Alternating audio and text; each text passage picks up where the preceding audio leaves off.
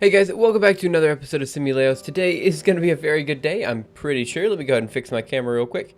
There we go, that looks pretty good. Opening up my window so I can see outside in case Cramsfacel comes along and wants me to, I don't know, show the ocean or something like that. Anyway, let's go ahead and get started. So, there's not much introduction needed for this one. I think it's physically intuitive, I think it makes sense. Let me just go ahead and open up Zernal and talk about what we're doing. So, by the way, I don't know. I we'll see how today goes. There's a couple things I want to test before getting into the proper visualization with Cairo, but we'll see how far we get. Okay. So, one more thing. I have been working on the YouTube video, but unfortunately, because I was kind of sick last week and a whole bunch of other random things, I had to do all the recording yesterday, so I'm going to be doing all the editing today. The YouTube video should be out maybe tonight, maybe tomorrow night. It'll be out sometime, but, you know, I've been thinking about scheduling for YouTube. You know, I've been thinking about, is it worth sticking to a schedule on YouTube?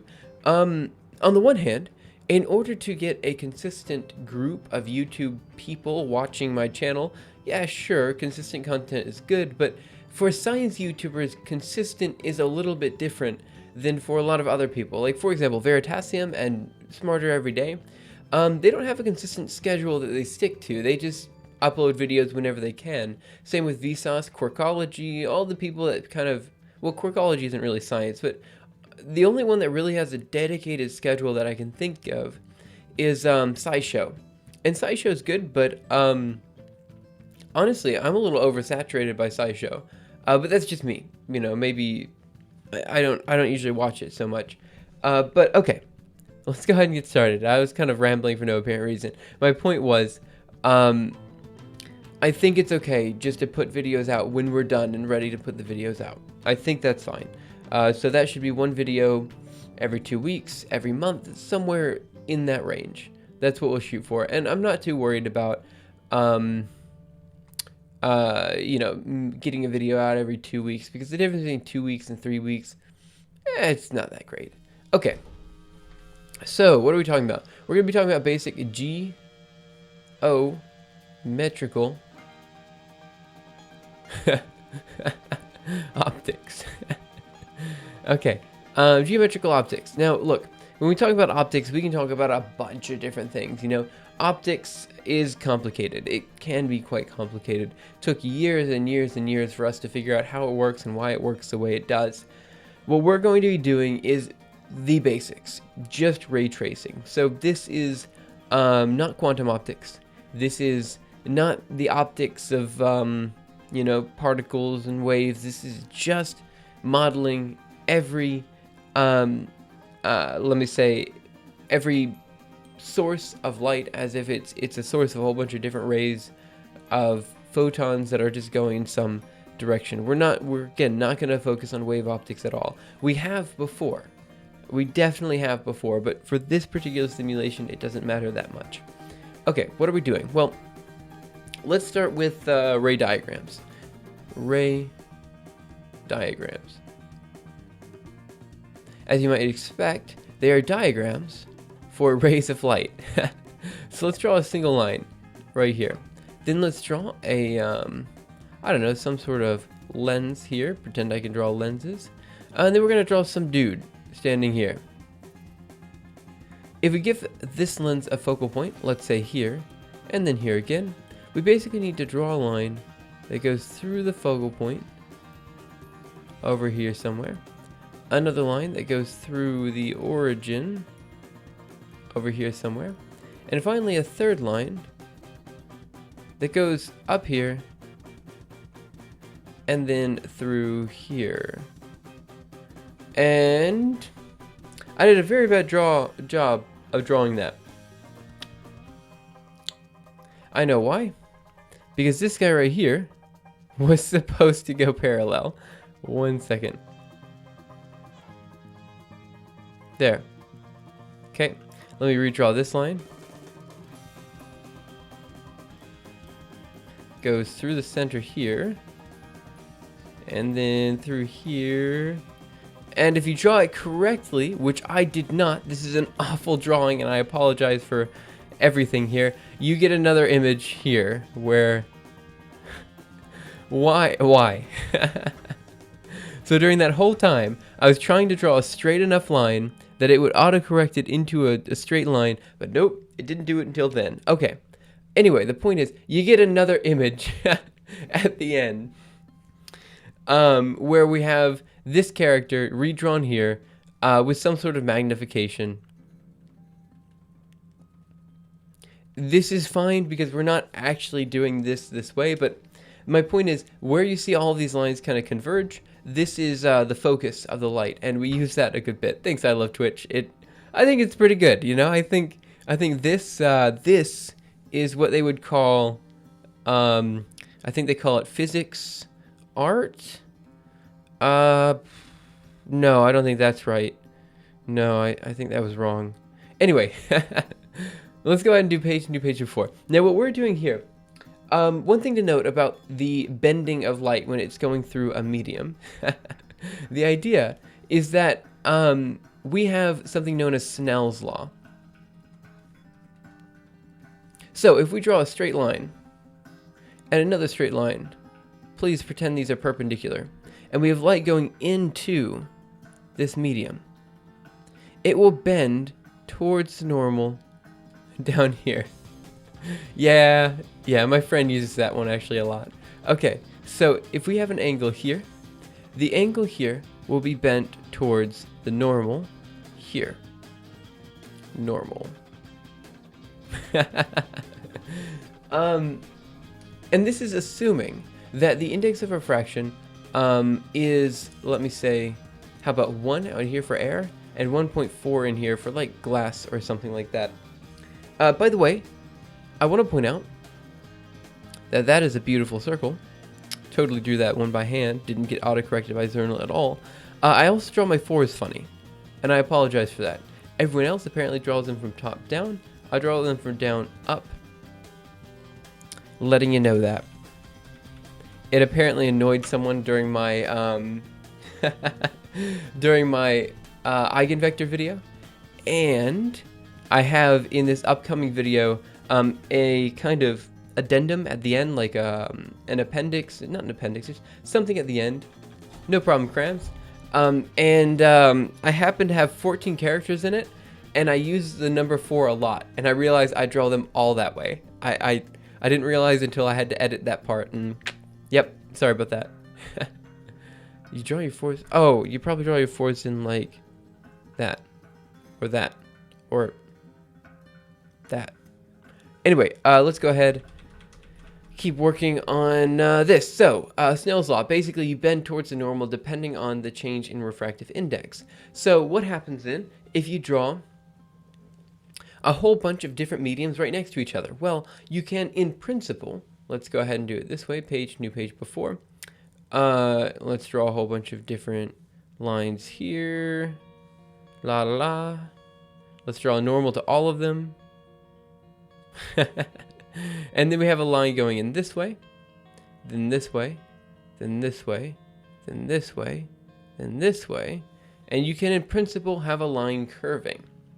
That is kind of what we're doing here. We have some sort of two-dimensional media, in this case a circle, but it could be literally anything, and all we're doing is we're tracing the rays through this medium, which has a sometimes non-linear change in refractive index, and that gets us some really cool different optics. And I'm actually really looking forward to having this guy properly visualized, and I don't know, I think it's gonna look great. And even if it doesn't look great, I still think we have enough content here. I don't know, just I definitely want to make a YouTube video about this one, just because it seems cool, you know, like it's one of those things that everyone's seen light as it refracts through something, you know. Is it possible to use calculus to resolve the path of the beam into a parametric curve or something? It takes about 15 seconds for a message to come to your chat. Did you try enable testing delay feature in broadcast settings on Twitch? Yeah, so actually on Twitch, I am currently using, yeah, so I'm currently using the least amount of delay possible on Twitch. I have that one enabled. Or at least I did as of a month ago. I don't know, they might have changed it. I'll check after stream, but I definitely had that one enabled. Addison, is it possible to use calculus to resolve the path of the beam in a parametric curve or something? In some sense, we are... you could consider each of these guys a dx, in a way. Well, that didn't do what I wanted to do, did it? We could consider each of these guys a dx. In some sense, we are kind of splitting up the curve, based on like some sort of fundamental calculus law type of thing. I'm sorry, I don't know what I'm saying, but in some sense, we're kind of doing some discrete mathematics here. But I don't know. You'd have to think about that one. There is probably an analytical solution. I just don't know what it is. So let me think. No,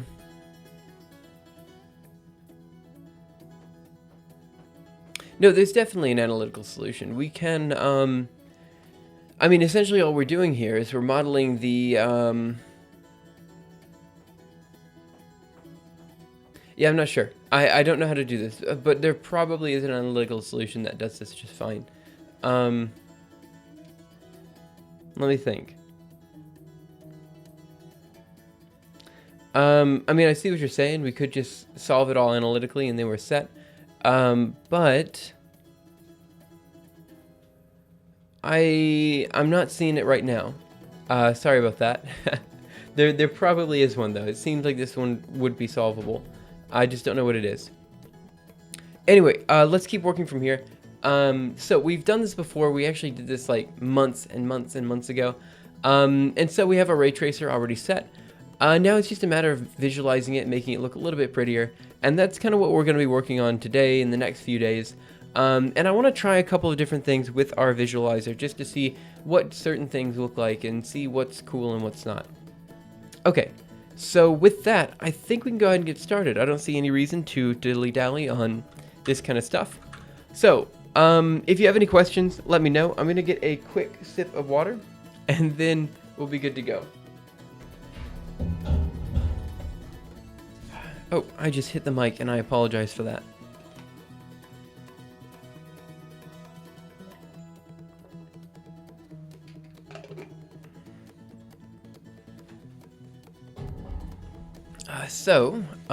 Let's get started. We're going to CD into projects, Simuleos and Geometrical Optics. CD projects, Simuleos, Geometrical Optics. Yeah, the concentric rings thing, I don't think is so bad. In fact, this actually isn't so hard to do. So here, let me do, let me think here. What do I have? I must be geometrical.cpp.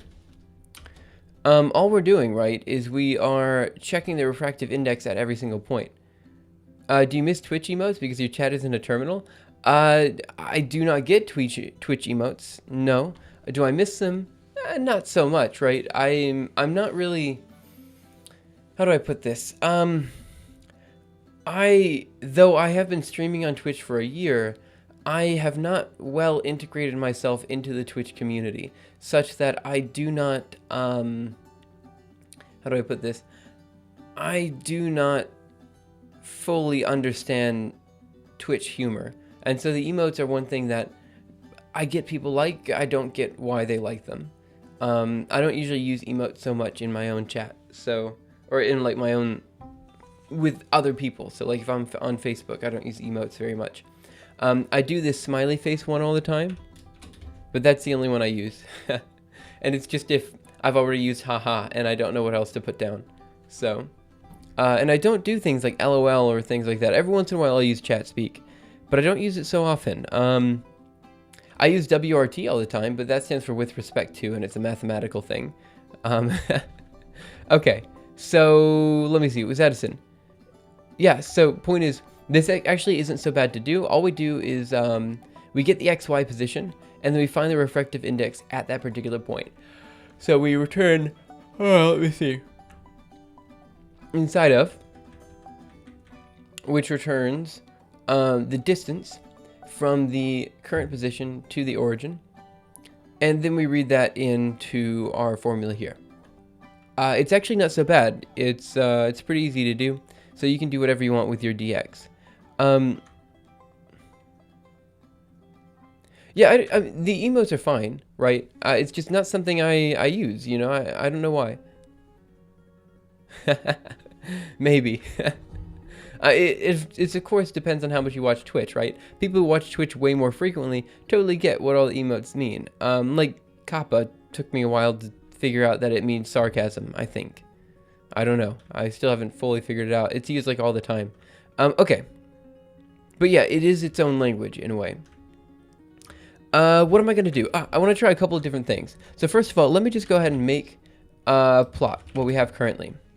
What we have currently is the invisible lens plot. So if you haven't seen this before, basically the idea is that we are, here.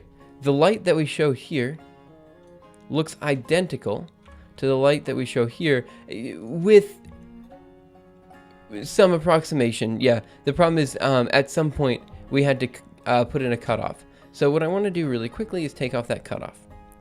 And that's going to be basically making this super duper small. No, that doesn't even help any. Let's make the cutoff 0 then. So no matter what, it's going to be bigger than the cutoff. Now let's go ahead and Control D, make plot. The only... I'll be honest. If this stream ever were to become partnered, which it probably won't become partnered because of Twitch, it'll probably become partnered because of YouTube, if it ever happens. But if it did ever happen, I would totally get some emotes, but the emotes would be LaTeX symbols, like integrating, or like integrals and sums and things like that. Because I feel like that's actually kind of necessary sometimes to understanding, you know, like the code and stuff that we're doing, right? In ocean, sure, why not? I could put one with the ocean. It's not a big deal. One thing to note here that's really kind of cool is as we zoom in, we actually get to see the same structure over and over and over again, which is kind of nice. But anyway, this is just the formula for the invisible lens. I can give you guys a paper for that. Here, let me do invisible lens with positive isotropic refractive index. Here's the PDF. And this... Oop. You know, Chrome has been bothering the crap out of me. Every time I copy, like, I do this, you know? For some reason, the first time I highlight the phrase, it doesn't copy. It doesn't yank it. So I can't, like, I'll do this. I'll move over to another desktop and I'll try to paste it. And it doesn't let me paste it, you know? So then I have to actually do this twice. Which then, why am I not just using Control-C or Control-V? Like, come on. They obviously were not thinking when they were making that. Anyway. Let's keep going. That's the paper for the invisible lens. At this point, I'm not so interested in it. We'll probably use it for something later, but for now, I'm just going to do the following. So this formula is a formula for what I believe some part of the Batman function. I'm not sure what part of the Batman function it is, but it does something kind of weird. And this is kind of what I'm interested in. Weird optics. And the reason I'm super interested in the weird optics is because I want to check some stuff up. So here's what I'm going to do. I'm going to go up to the top. And I'm going to change the number of rays from 20 to 200. Submit a bug report wish list. Dev only can fix problems if they're aware of. You're right. I mean, I assumed that they were aware of it because like hundreds of thousands of people are probably have issues. Okay. So what I wanted to do there was see the general spread of light as it's moving through this system. Because I'm trying to figure out the best way to visualize it. This, I think, looks pretty cool. Let's increase the number again. So let's go from 200 to 2000. Let's see how this looks. So, Control D, make plot. Should take, I don't know how long this is going to take. Should take 10 times as much as the last one. Yeah, you're right, you're right. I should totally just report it. And also, I don't know what I'm thinking here. I'm just plotting at random. I really should consider... Yeah, okay, well, it worked, but, you know, you guys shouldn't follow by example there. Okay. So there we have our system. Now, I would like to point out that NewPlot is a little slow with this, but this gives me hope in terms of visualization, because this means that we can probably visualize our system quite well with the, how do I put this? The, Cairo, what we've been using before. All we have to do is draw thousands of lines at once, and I think that's okay. That shouldn't be too big of a deal. Good. I think that's going to be pretty good. Okay. So let's go ahead and close that one out. Let's drop this again to 200. And I want to try a couple of different things. So let me go... Oops, I don't know what I did there. I accidentally deleted something. Okay, let's go down to the bottom. And I'm actually going to comment some more out here. I'm going to comment this guy out too. Here. You might benefit from switching to OpenGL if you have to render lots of lines. Maybe, but at the same time, I think it's okay. We'll see how this goes. I'll be honest, when it comes to visualizing things, I'm not the best. So I don't really, I'm not intending to make this like, well, okay. We already have everything kind of working. Cairo, I think, is pretty minimalistic. I don't think there are too many other systems that are as lightweight as Cairo. So I think for 2D stuff, this is pretty good. We'll see if there are other ways to do it. Okay, so what I'm going to do is comment this out, which is a formula that we're using for, let me think, the current... whatever it is. I don't know what I'm talking about anymore. Now, let's redefine the index. The index, and again, we have all of these different, if you're looking for a whole bunch of different indices to try, let's go to info, scroll down to the GitHub link right here. Then I think you guys have access to issues, and it should be here. So this is kind of what I'm looking at. The Gustern kind of submitted a whole bunch of these, and they're all kind of cool. I want to do the error function. Index equals, I think it's just going to be ERF of R. This is the one I want, I think. Let me go over here, Control D, and make plot. Give it a second to do its thing. And of course, as mentioned before, good. Okay, so this is actually super interesting to me in a number of different ways. Good, okay, so this is actually really interesting. The idea is that the refractive index on the inside of the circle is being modified. And it's only really being modified after this point right here, right? So at this point, all of a sudden we see a crazy change in how the light works. Let me try 1 over R now. 1 second. 1 over R. Control D, make plot. Okay, this is another weird one. Yeah, okay. So I think if we just shoot a whole bunch of lines at the system, we should have some pretty cool visualization to work with. But I want to do a couple of different things here. There's one thing I want to do where we just show one line, and we show the line kind of moving this direction. So we do a simulation again and again and again and again, and we show that the line kind of acts kind of funny as it's going through. Then I want to do like 10 lines, and I want to show them all kind of running through. Then I want to show 1,000 lines or something like that. So I kind of want to try a whole bunch of different things just to see what they all look like. Okay, I did, yeah. Okay, the next thing I want to do is the following. I want to see what happens if we have the index of refraction set to be -1.0. Let me go over to the top, change the number of lights to 20 again. 20 is fine. Yeah, 20 is fine. Let's go over here, Control D, and let's make plot. Yeah, I figured that was going to break. However, In principle, it doesn't need to break. In principle, we can have a refractive index.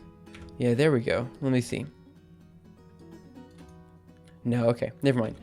We can have a refractive index that is negative that allows for the light to, how do I put this, bend the other way in the medium.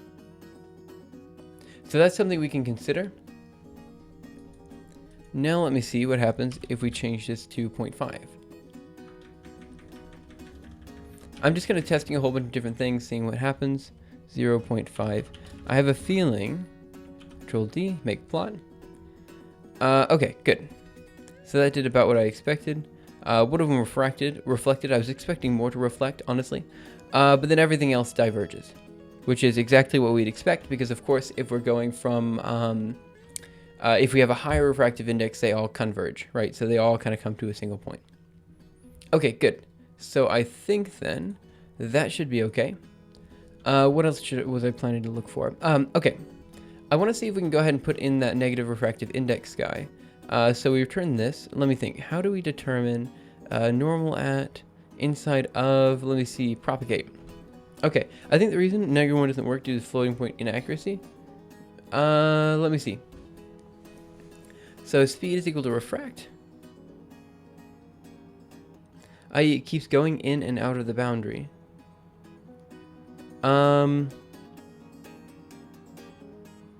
Yeah, I'm not sure. So let me see. Refract. Where's our refract? Light gen refract. Here it is. Okay. So you say double C is equal to the dot product of negative N and L. And then double D is 1.0 times IOR, which we're reading in. Index of refraction. Oh, N is a normal vector. Sorry about that. And L is the distance, I suppose. Oh, is a normalized vector. Okay.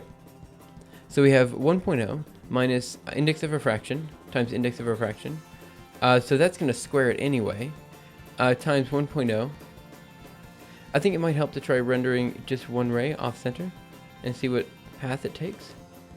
Try rendering just one ray off center and see what path it takes. For the -1, I'm not sure quite what you mean. One second, and then we do return index of refraction times L, return vector, if D, let me see, is less than 0. So here's what I want to do. Comment this part out. Let's go to Control D, make plot. Okay, still does that just fine. Go down here, and let's do 1 second. Let's try -1 again.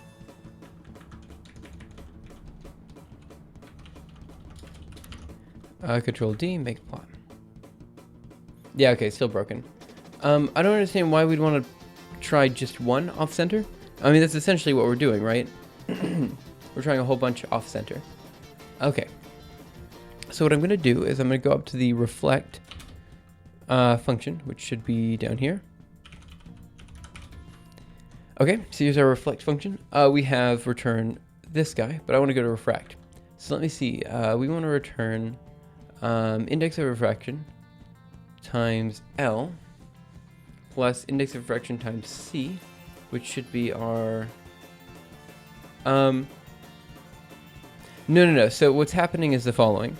Let me go here, plot. Okay, if we zoom in here, it's kind of more obvious. The circle is usually blue, and it is bouncing in and out. You're right, but I'm not sure exactly why. So here, I guess if we zoom in, oop, that didn't help. But yeah, the circle is normally blue. Yeah. But yeah. Okay, so let's go here. Let's remove this guy. So I'm thinking, yeah.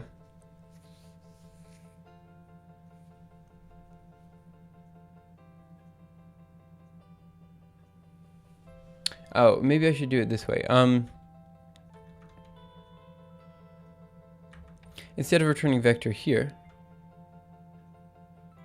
I checked the code for the ray sphere intersection test. I don't know what the ray sphere intersection test is. Apparently it's a standard test. Okay, so let's go here. And I'm going to change this to this. One second, let's grab this. Here, change this to a negative, and let's see what happens. What's the worst that could happen? Let's go over here, Control D, make plot. Okay. Now, let me see.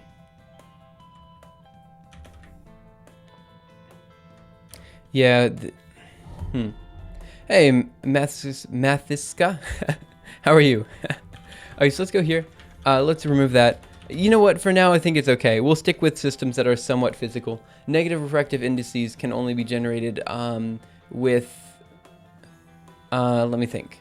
Negative refractive indices can only be generated with metamaterials anyway, so that's okay. I'm not going to worry so much about that.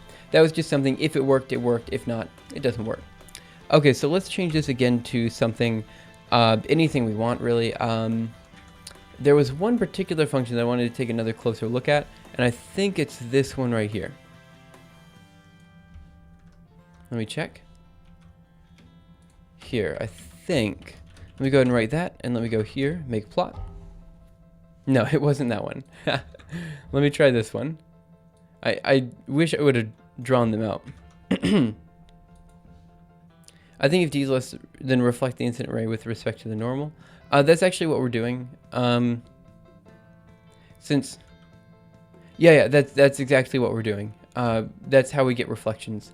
However, I wanted to kind of stop the reflections and see what happens. Make plot. Is this what I want? I don't think so. I think this one's still screwed up. Yeah, this isn't quite right. Yeah. See, these guys are actually... I think they're breaking because of time, actually.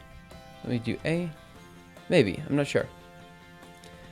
Okay, that's not the one. There was one of these that I really liked. Maybe it's not the cubed root. Is it the cubed root? Oh, I don't remember. Maybe it's the square root of length. Let's try it. I'm not sure. Let's go here.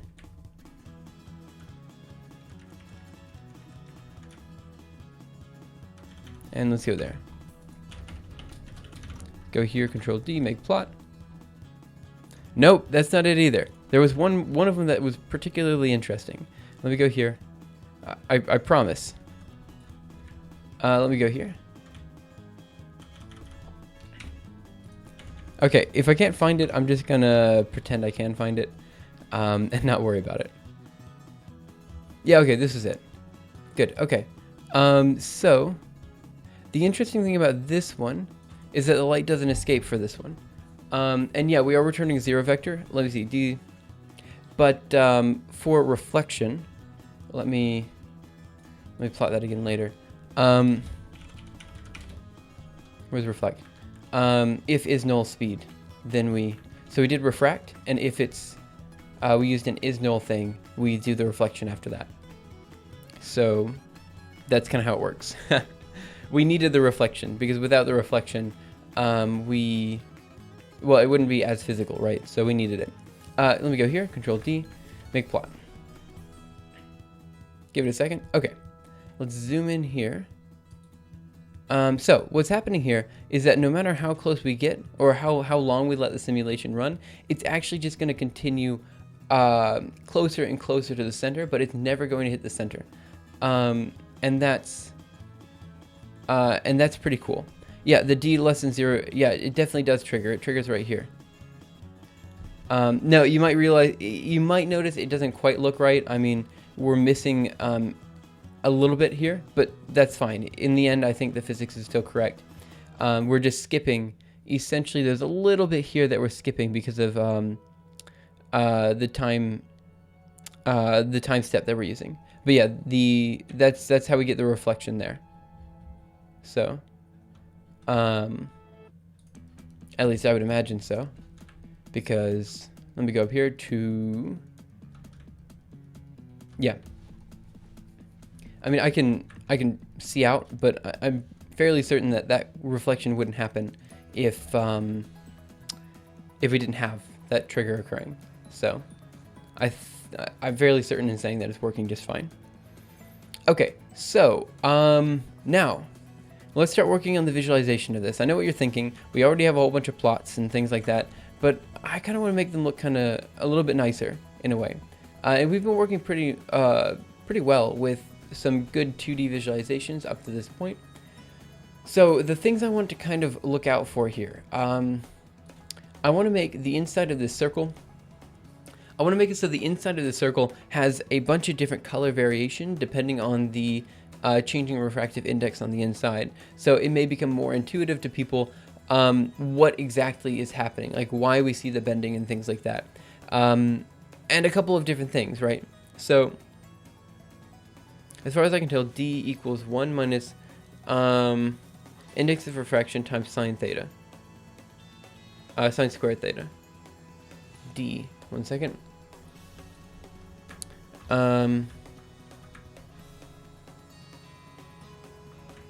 Yeah, I mean, I think that's right. It should be that. Yeah, I think it should be that. Right. There's, I think on Wikipedia, let me go to Snell's law of refraction here. I remember I ran into an issue about this, but I don't remember what exactly it was. Vector form. Let me see. Refract. Here. So I think this goes over it. So D should never be negative if index of refraction is negative. Yeah, so if the index of refraction is negative, obviously, because we have an IR squared here, you know, it doesn't matter, right? So we have to kind of think about that. Again, this is a situation where the index of refraction being negative really only plays in this bottom equation here. Again, it was a situation where I kind of said, if it works, it works. If it doesn't, it doesn't. I didn't try it before stream, so it's something I just figured I'd try on stream. So, oh, well, it's squared up here to find D. But then when we return it, it's now negative, right? So it's in the end, it's not really going to change anything. I don't think. Now, there might be more to it. And again, if you're interested, this code is totally available on my GitHub account. I'm going to commit it in probably at the end of today. Actually, I can commit it now if you're interested. Yeah, let's just go ahead and do that. Right, quit. ls, we have geometrical.gp, geometrical and makefile. So let's go ahead and do git add geometrical.cpp. Then we want geometrical.gp. Oh, that was meant to be a G. And makefile. And then we're going to say git commit -m, adding if that zero vector returning was the reason why the negative refractive index is breaking. No, I think there's something fundamentally different in how the negative refractive indices work. And I need to think about it some more. I just know that with metamaterials, it's possible. I'm not sure how else to do it, but I'm fairly certain with metamaterials it's possible. In fact, I know it's possible with metamaterials. I've seen it before, but again, it probably uses some different physics. So adding, let's say, creating, how do I put this? Directory for geometrical optics and git push. Okay, so this is now available to you on github.com. Just go to Simuleos, this is my channel. It is right here. Scroll down to the bottom, click on my GitHub link. I already clicked on my GitHub link, so it's somewhere in here. You'll find Simuleos here, and it will be under Geometrical Optics right here. Geometrical.cpp is the CPP file we're working, and to make a plot, all you need to do is type in, for now, make plot. However, this is going to change relatively soon. So, okay. So now what we need to do is start working on the visualization with other software. And again, People have mentioned OpenGL, people have mentioned Blender, people have mentioned a bunch of different things. I'm just going to use what I know, which is Cairo. I know it works pretty well. It does everything I want it to do. I'm pretty happy with it. So what I'm going to do is I'm going to CP. Let me go back to my Huffman code. And I'm going to CP Huffman visualization. And we should have, one second, .cpp. That's what I want. A CPP. And I want to move that here. I also want to CP the makefile. Oh, that wasn't what I wanted. Huffman and the makefile here. And yeah. So again, one final comment about the negative refractive index thing. You are not ever going to find an object with a negative refractive index in nature, so far as I'm aware. It's something that we've completely fabricated. It's incredibly cool. But here, let me just go ahead. There's an article on it, again, a Wikipedia article. Let me see here. Here. It's just kind of neat, you know, when you think about it. Let me see. So it's just something that bends away from the normal and stuff like that. So here, I will give you a link to this, and we can talk about it later, as it comes up. But I think for now it's okay. Oh, I think for now it's okay to kind of keep it on the side as something to think about. And of course, there's definitely something in there that I'm missing, but that's fine. What I'm going to do right now is I'm going to move the Huffman visualization.cpp, and I'm going to move it into optics visualization.cpp. Again, just cannibalizing code because I like cannibalism. I don't actually, I don't know what I'm saying. So what we want to do here is we want to run the geometrical file. However, what we need to do is turn a bunch of this code. Let me think here. We need to turn a bunch of the code into something that automatically does everything we want it to do. So that means we need to go here, Control D, and we need to make directory frames for all the frames we're going to create. And then we simply need to modify the visualization file. Now we can do this in a number of different ways. One, we can have all the visualization in its own file and then read in all of the functions from the geometrical optics.cpp file. Or we could do the other way around, where we have all the visualization done, and then we read that into the geometrical optics file. And I think I want to do it so that we have everything, all the visualization in some sort of .h file, because I think that makes it a little bit easier. So let's go ahead and remove this and that. Sorry about the yawn, guys. And here we're going to say bins is going to be geometrical. Objects is going to be geometrical.o. And optics visualization.o, depending on optics visualization.h. Okay, and what do I want to do down here? This is going to be objects. We're going to do dd, and change this to geometrical. Okay, let's go ahead and write that. And let's see what we've got. Okay. So let's go ahead and rank quit here. And let's go into our optics visualization file. Again, this is we're basically taking some code and modifying it so it works. Optics visualization.cpp, adding in some lines. The visualize simple Huffman trees. Nope, this is in line 193. Vi geometrical.cpp. 193. Ray.v normalized speed, index of refraction, length of ray v. Let me see. Multiply with index of refraction times length of ray v to get the proper velocity for the refractive vector.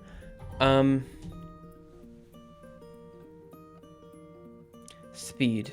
Speed equals reflect. Speed equals refract.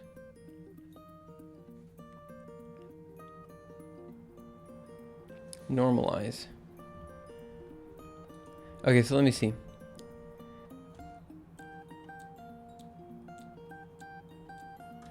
Normalize. So what you're saying then... I'm not sure. Length is always positive, so the direction keeps oscillating.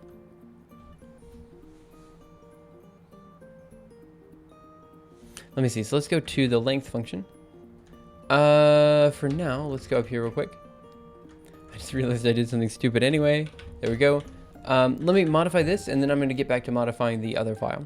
So to visualize, Geometrical Optics. For Laos OS X. The spectrum cover package, hopefully creating animation, subroutine. Draw a tree, find a way to weight number. So we have a whole bunch of unnecessary stuff in this file that we can get rid of. And that's fine. We'll get rid of it in just a second. Right quit. Right quit. Let's go into, let me see here. I want to go into geometrical.cpp. And then 193. Okay, rate V, normalized speed, index of refraction, length V. Okay, so let me go up to length. Should be up here, I think. Length. Here we are. So length is going to be A minus B. Length is always positive, so the direction keeps oscillating. That's different. So let me do length again. Oh, that was an L. I want an N. Length. Return square root of the dot product of A times A. So you're saying if we have length as positive, this should fix it? Yeah, let's try that. Okay, so what we're going to say is the following. Oops.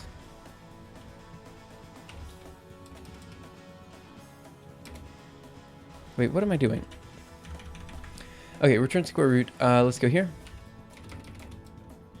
Is it possible to have a vector of negative length?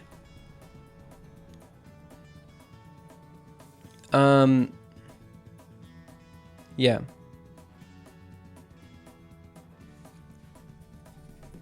So what you're saying then, but are you saying that if we have a negative length vector, we should be able to fix the problem?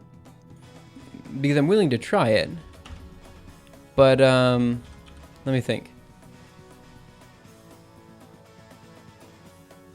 We go back down to 193.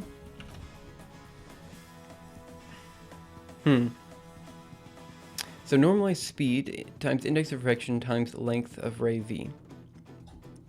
1 second, let me get a sip of water. I've got a feeling this is going to take longer than I thought it was going to take.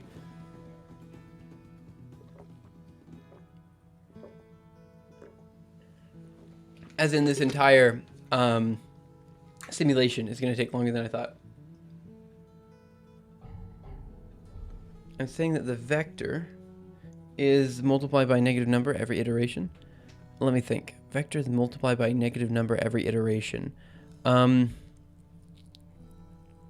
Vector is multiplied.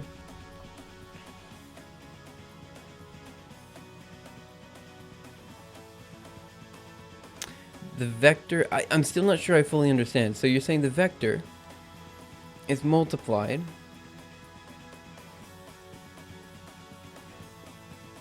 for if the index of refraction is negative, I suppose you're saying.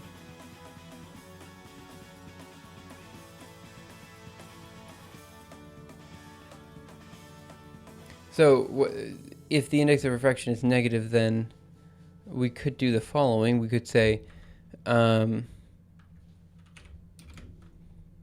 if index of refraction is greater than 0, we do this.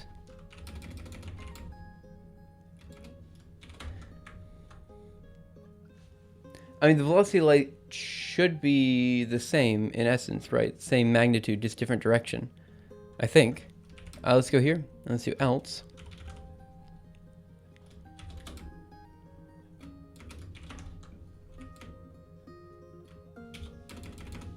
And we're going to say ray V here. I guess I'll just stick a negative in front. Let me see what happens. Let's go down to the bottom. And let's see, what did what did I do? Index is equal to this guy. Let's go ahead and comment that guy out. Let's say index equals -1. Let's go to, oh, shoot.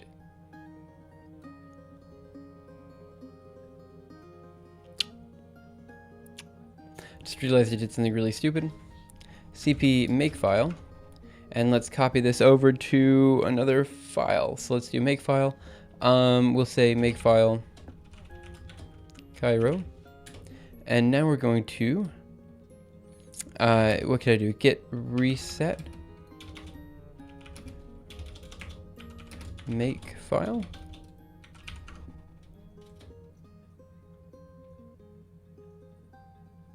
No, that's not what I wanted. Let me do vi makefile. What is it? Git reset hard?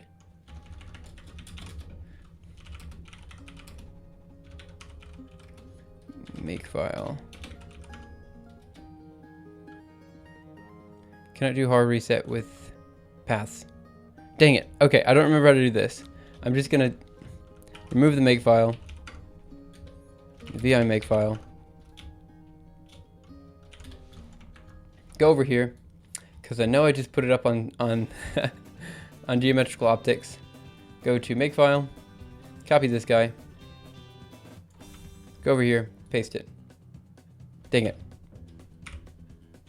Paste it. Then we're gonna do make plot. Okay, that one actually worked. Let me think here. Is it working correctly? That I'm not sure. Seems like, let's do negative point, let's do 10.0, and let's do Control D, make plot. Yeah, I'm really not sure what's happening here. So let me think.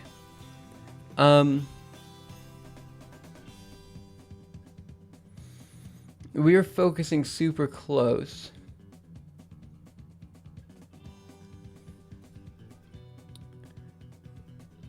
But it doesn't look any different than what you'd expect. Let me think. So it's still bending towards the normal. If it was bending away from the normal... Wait, what's the difference?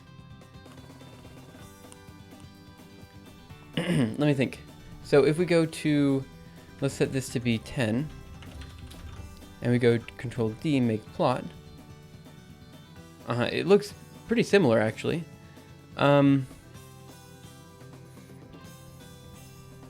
Let me think.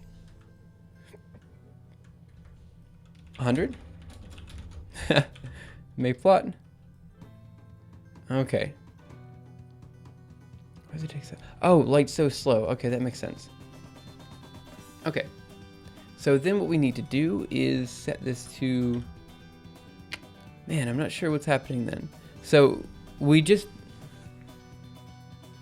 I think I need to sit down and think about what this means physically so that we can implement it in a little bit of a cleaner way at this point. I think that's the best solution here. So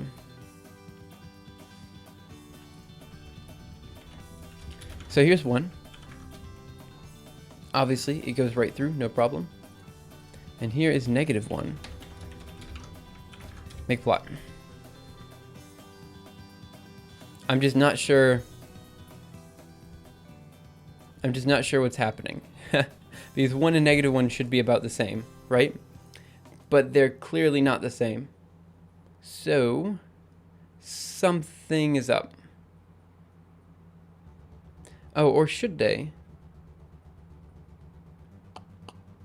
Let me think. 1 and -1, should they be the same?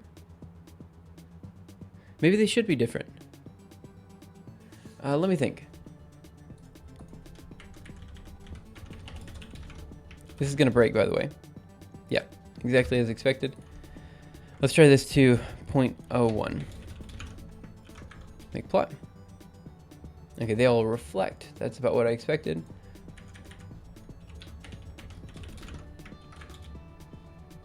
Okay, those all reflect too. Okay, so small negative values don't seem... okay, so let's see what happens if we do negative 0.5, or negative 0.1. Control D, make plot. Okay, this allows some of them through here. And they cross immediately. Negative 0.5. Make plot. I really don't know how physical this is. So these guys, here, let's just zoom into the circle. These guys up here.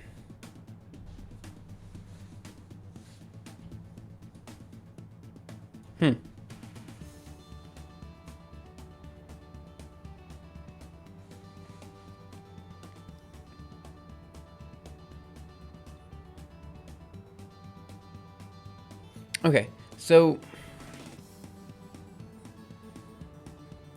it should be, here, let's just think about this.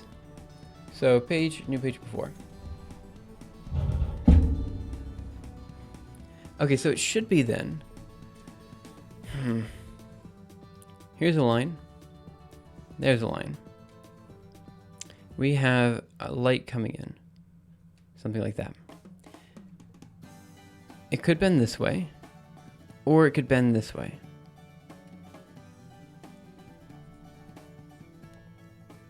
Yeah, I think this is a complete bogus result. I think this is just wrong. So there's some sort of angle here. It's related to some sort of angle here. But let me see. How do we know? So this guy right here would be for a negative refractive index. Negative n. And this would be for a positive n.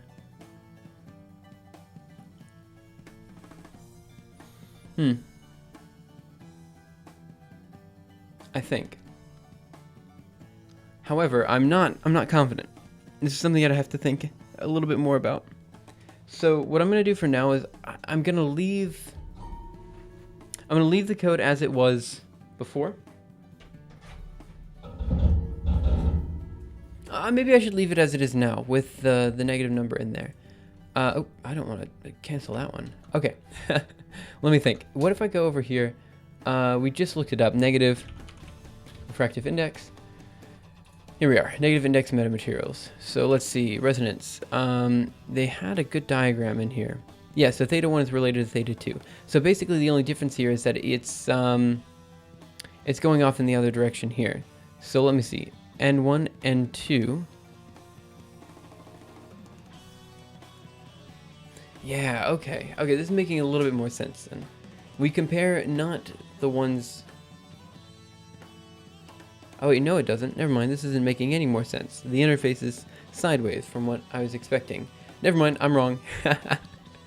Let me see.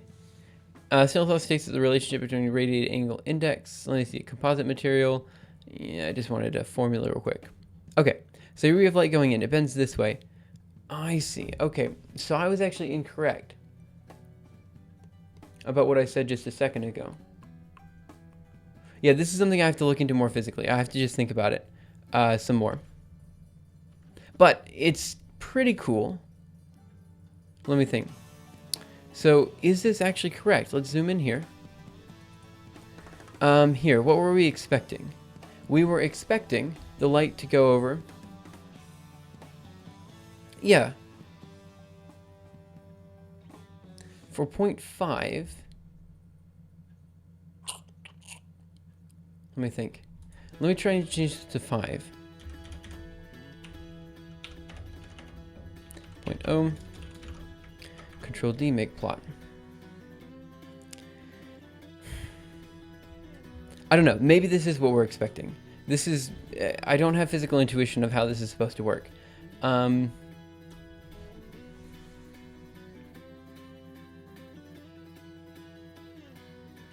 Okay, I'm going to leave this in, but I'm going to put a note. So let me say... the only thing that bugs me, or the thing that bugs me most, is that when we do this, make plot, it looks pretty dang similar to the plot we just showed, right? So 5 and -5 look pretty similar, and that does kind of bug me a little bit. So that was 5, and this is -5. Yeah, the only difference is that this guy is hitting before the radius of the circle, meanwhile the other one's hitting after. Hey, Frank. Frank, I don't think Gustorn is here right now. He hasn't said anything in chat, but we'll see how that goes. Just tested my code, negative refractive index. Maybe this is right. I don't know. I just don't know. I have to think about it. But I guess for now there's no harm, I guess, in leaving it in, because most of the refractive indices that we are working with up to this point. Let's go here. And let me add in another note. Oh my gosh. Okay, so what we're going to say here is, how do I put this? What I want to say is negative refractive, refractive indices are in, but I am not confident in their physical interpretation.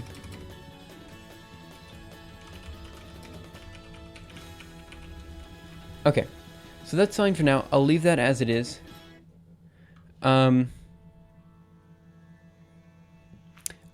It's okay, Frank. Don't worry about it.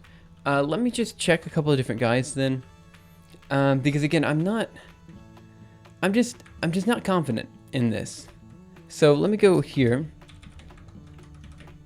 Let me see what happens if we just change this to a negative. Let's go Control D, make plot. Let me see if it's a negative. Yeah, I don't know what's happening here. Let me zoom into the circle. It's just, I don't know. I have no idea. Let me do negative error function of R, maybe? So index equals negative error function of R. Write this, go over here, Control D, make plot. Yeah, it's just, I don't know. I have no way to test to see what makes sense and doesn't make sense here. So we will we'll explore this in more detail later, I think. Yeah, we'll explore in more detail later. Okay, let's go over here, and let's go ahead and start getting started with the visualization stuff again. So what are we going to do? Let's go into VI Optics, visualization.cpp. We did. Thanks, Frank. We're working on that right now. Okay, so let me see. We have struct frame like we did before. Create background, grow circle. We're going to need that. Animate line. Also going to need that. Let me see. Int start frame. Good. Everything's set there. Draw external, draw internal. I'm just going to go ahead and remove all of the unnecessary, stuff. So let's do draw internal. We don't need, or draw external. We don't need. Draw internal. We don't need. Regenerate nodes. Not necessary. Draw layers. May be necessary. Draw tree. Not necessary. Draw encoding. Not necessary. Drop text. Draw weights. So here's what we have. Create background, grow circle, animate line. These I think are all useful. So let's see. We don't need this. Node Q, none of that. Draw encoding, draw layers. Good. Okay. So now we have init. Seems fine to me. Create background. Seems good. Draw frames. Also seems good. Frame, create frame. Seems fine. Grow circle. Need that one. Animate line. Also need that one. Draw internal. Regenerate nodes. This is where we start not needing them anymore. So let's go ahead and delete these guys. Let's see. The next one is regenerate nodes. Don't need that one. Draw tree. Don't need that one. Draw layers. We will need that one. Then draw encoding. And if you're worried that I am removing a whole bunch of functions, I am removing a whole bunch of functions, but again, this is all available somewhere else in the repository. We're basically taking the code, cannibalizing it, getting it to work with a new system. Now, I realize that's kind of messy, and in essence, I should be creating some sort of large library of different potential, I suppose you could say, plotting tools and things like that. However, I think this is okay as it is now. I kind of like it. So let's see. We have draw layers. Everything else seems fine. Okay, so let's go ahead and write this. Go up to the very top here, and let's create a new file over here, which is going to be vi optics visualization.h. Okay, so this is going to be quite similar to what we have before. So we're going to say optics visualization. Optics visualization.h. I always start with this box. I realize, yeah, it's kind of tacky, but I don't know. I like having it there. It makes me feel safe. Let's go here to the end of the line. Can do that in a number of ways. Move one element there. Good. So now we're going to say purpose. Header file for optics visualization.cpp holds all function, what are they called, tags, and I don't know what they're called, so we're just gonna say functions and structures. Good. Let's go here. Hey Lucky Box, thanks for coming in. And then we need some notes. In terms of the notes, I guess we just need to say this will be using Cairo. Be careful. Okay, next. Let's go ahead and do this. And end the first box. Now, I'm super bad with header files, guys. I've mentioned this before. I just, for some reason, can never really remember how they start. I think it always starts with an if and def. Let me go here to the start of the line. If and def, and then we're going to say optics viz, and then we say define. I think that's I usually put an H at the end. Oh, that was all caps. 1 second. Define optics visualization H is something like this. Then at the end, oh shoot, I don't remember. Let me go here. Vi Huffman. Sorry about that, guys. Huffman.h. And let's see. Define, that was right, but I forgot what it ended it. It's just end if. That was the one of, God dagnabbit. And if. Okay, good. Then we just put everything in the inside. Yep, good. So let's go into vi optics visualization.cpp. Thanks, Lucky Box. Okay, so now we're just going to basically take this tag and we're going to put it over there. I'm sure it doesn't, Zadiston. I mean, the thing is, I don't really know how everything's going to be working at all, honestly. I don't know how anything works with the negative refractive index. Okay, so what we go here, instead of including Huffman.h, we're going to include optics visualization.h. .h. Good. And then we should be able to call all of these functions in the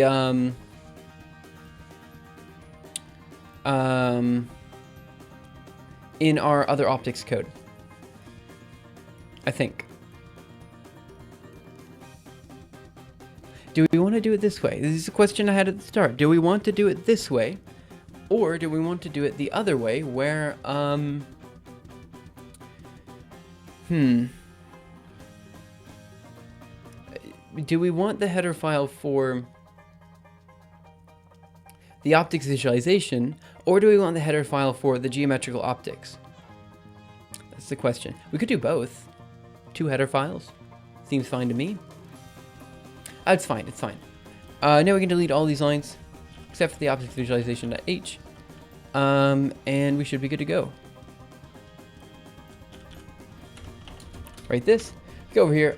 Define number of frames. It's okay. I think this is fine. I don't really like global variables here.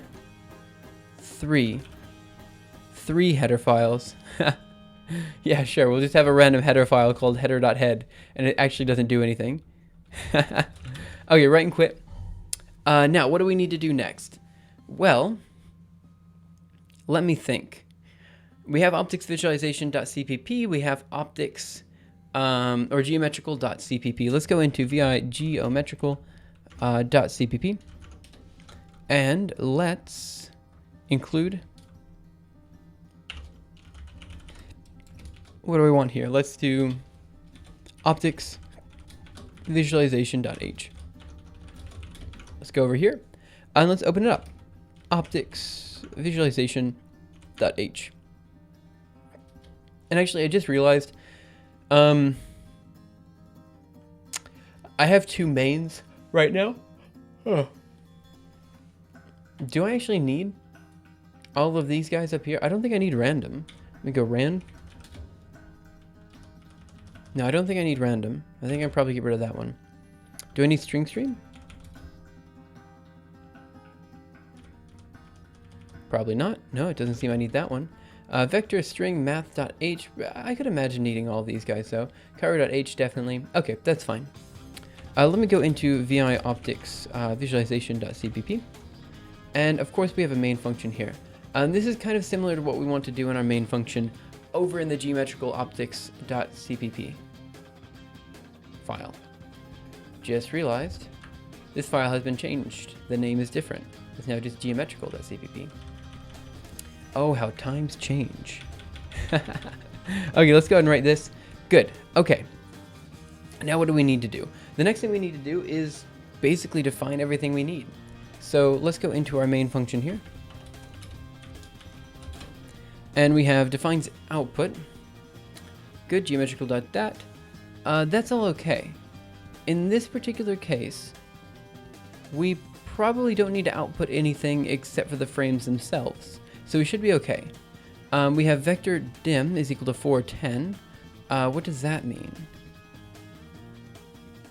Oh, I'm not sure. Max velocity is equal to 1. Again, as a theorist, it should be 3.0 times 10 to the 8th, but who cares?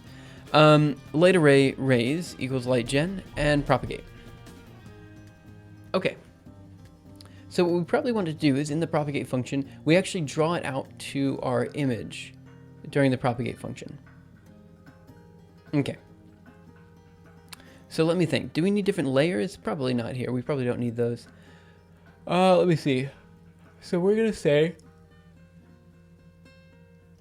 Is everything on, guys? Okay. So I guess... Do we need different layers? I guess we should have a background layer, shouldn't we? Let's see, create background. Yeah, we should have a background layer. And then we draw the layers. That's okay, let's do it. So let's go down here. Natural units. I'm not gonna use natural units. So let's go here. And let's just take this and put it over here. Write this, go over here and remove main. Now, if we write this, and we write this, right quit here, let's go ahead and CP the current makefile into a makefile GNU plot. So I'm going to say makefile GP, and then we're going to CP makefile, I want Cairo, into the makefile slot. If we run make, let's see what happens. Geometrical.o needed by geometrical, stop. Okay, you're talking about the value being used to the speed of light. Yeah. Yes, for annotation and stuff. Put them on other layers. Yeah, well, I mean, we need... I have layers. We have currently layers. I mean, we're like, I don't know, freaking onions over here. Or ogres. Ogres too have layers. Okay. Geometrical.o. Yep, that's fair enough. Let's go into the current makefile. I misspelled geometrical. Kind of embarrassing, but that's okay. So just pretend that's being represented by natural units? Wait, am I mixing up natural units? Natural units... here, let's do make one more time. Of course, Huffman.h is not included. Let me see, where are we? This is going to be optics visualization.h, vi optics visualization.h, and we don't need Huffman.h. Make it one more time. Okay, so we have a whole bunch of things here. Error position does not name a type. Oops, sorry about hitting the mic, guys. My bad. Color has not been declared. Let me see. So apparently I have some things that I forgot to mention. Geometrical double refractive index Q. That's fine. Unused variable. We can fix that later. Let's get all these fatal errors done. So what I'm going to do is I'm going to CD. Right, quit. I'm going to CD back a directory into the Huffman directory. ls. And let me check vi Huffman.h.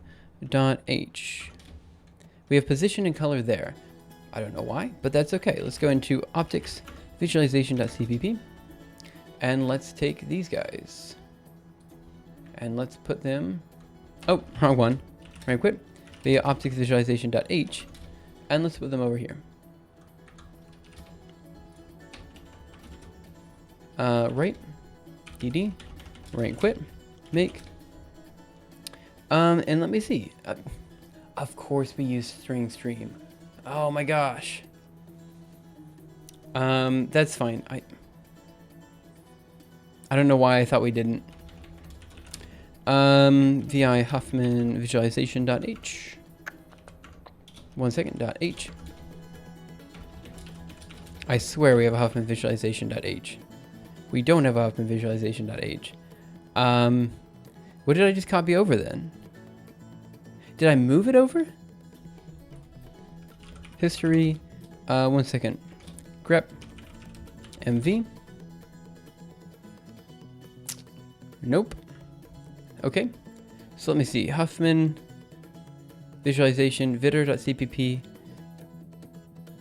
Is it Huffman.h? Node compare. Oh, no, there isn't a .h. I just remembered. Vi Huffman visualization .cpp is what I want. And yes, it's just SS stream. So let me go into vi optics visualization.h and we go here and add in string stream again because we apparently need it. Include s stream. Right, quit. Make this guy. Let's see what we got. Good. Good, we're getting there. Okay. Yep. In function new C++, CXX, new allocator, deallocate. Let me see, geometrical.o. Let me go to optics visualization.h. Nope. Right, quit. Let me go into the make file. And let's see if we can get this one to work. So we have optics visualization.h. 1 second, let me think. Undefined reference to draw layers. Undefined reference to, let me see. Frame init, undefined reference to create frame. Geometrical.cpp. Interesting. Okay, so let's go right quit. CD back into the directory we're at. So it's going to be Geometrical Optics, ls. Okay, so now we have a whole bunch of errors we got to fix, which is, I guess, status quo for this channel. We always have errors to fix. So let's take a look at it. Refractive index at, multiple definitions of refractive index at. Okay, so this is something wrong with how we're making everything. So let's go into the make file one more time. And let me think. Bins geometrical. Bins.cpp seems fine to me. Objects. Maybe if we just remove this one? Make. I don't think that would fix it. Oh, did it fix it? Oh, it seemed to fix it. Great, fantastic. Everything's working. Okay, so now let me see. Let's go into Mirage. Frames dot, then we're gonna do, sure, why not? First image. They should all be black. I'm assuming they're all black. I'm scrolling right now and I'm not seeing anything. And the number up here is changing. So I'm assuming, yeah, they're all just a black background. That's good. That's what I wanted. So let's go ahead and clear this terminal. And let's go into, what do I want here? I want vi geometrical.cpp. Good. Okay, this is kind of sort of working. Again, guys, I apologize. It's kind of sort of messy a little bit. Oh, why did I type in make? I want to type in main. Okay. So now we need to go through and just draw some lines. That's literally all we need to do. Pretend image. Let me see.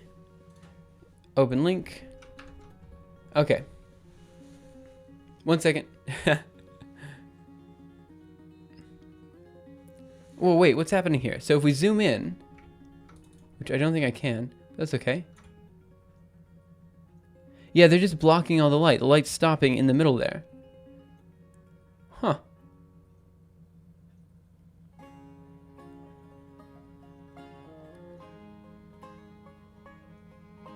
Yeah, that's pretty cool though. So so it's weird. On this stream, every once in a while I just get into like, I don't know how to put it, but like interested mode where I just don't talk, I just stare at something, you know, and I just can't figure out how it works. Yeah, that's exactly what's been happening here.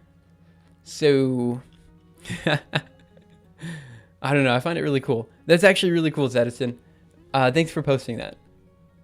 Let me go back to the original size and let's go over here. Okay. So, now what do we need to do? We have multiple layers. We have 3 different layers. What we need to do now is just draw each individual line. So let's go here. And I guess in Propagate, we're just going to draw all the lines out. Sure. Yeah, what's the worst that could happen? So, let's go into VI. What do I want here? Let's do optics visualization.cpp. And let's see, create background, draw frame, seems fine. I want animate line. Here we are. So we want the frame animation that we're currently working with, the start frame, the time we want it to draw in, the origin, okay, where we're drawing to and from, and then the color. Okay. So just to kind of get our feet wet here, we have our propagate function. And I guess what we want to do is draw from each individual point, right? So let me see, how are we doing this propagate guy? What we can do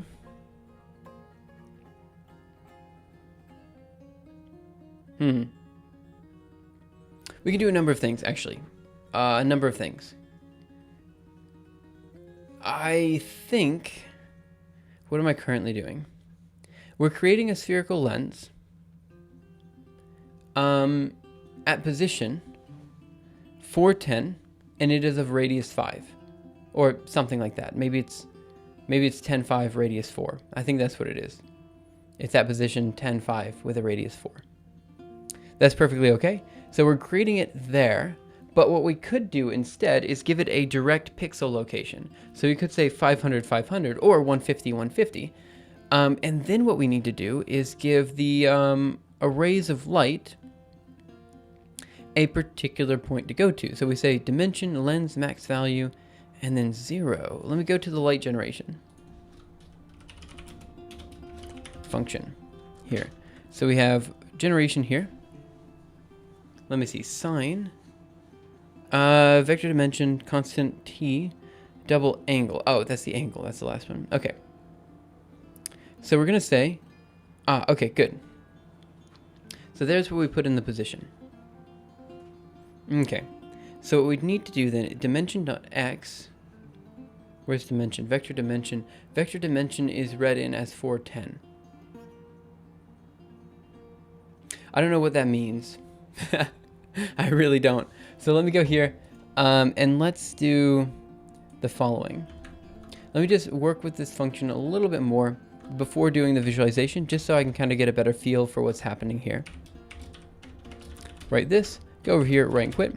And now we're going to lscp, the current makefile, into makefile, and I want to do Cairo. Then we're going to copy makefile gp. Oh, I meant cp. Makefile gp into the current makefile.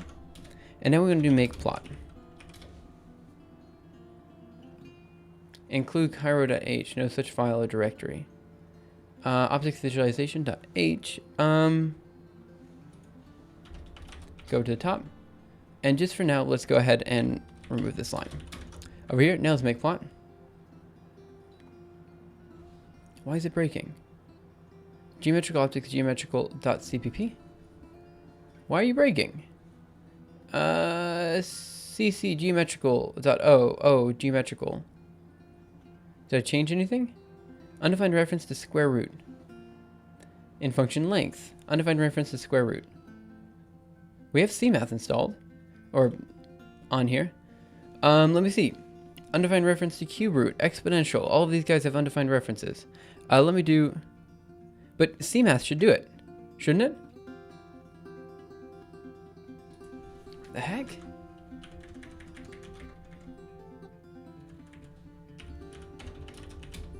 Okay, let me do make clean.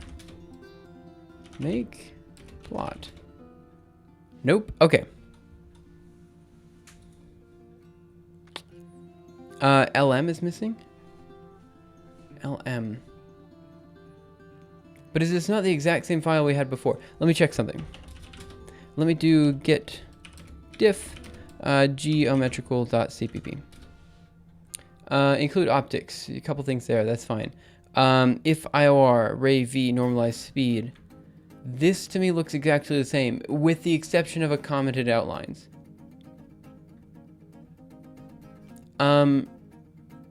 No? Let me see. Right, quit. Let me also do get diff makefile.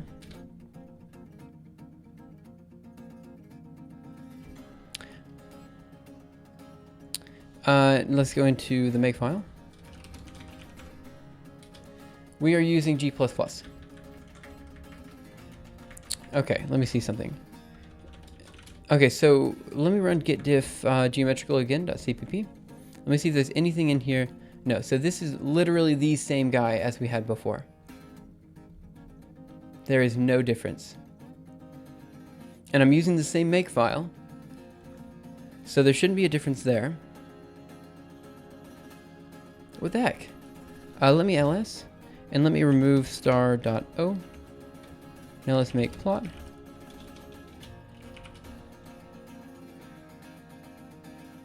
Okay, that one worked. I apparently make clean. I didn't remove star.o. Everything's good. We're set. We're good. I just in the make clean function, I apparently forgot to do everything. Okay. Now what was I doing that for? I was doing this. I know what I was doing this for.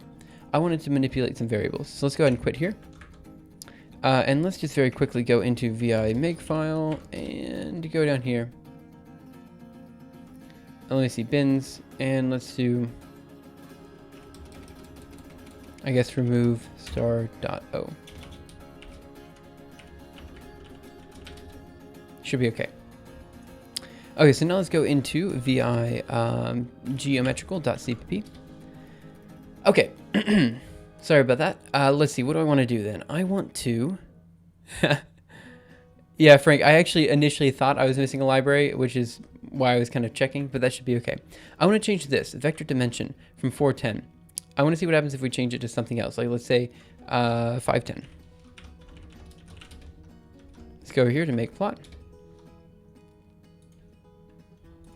Oh my gosh.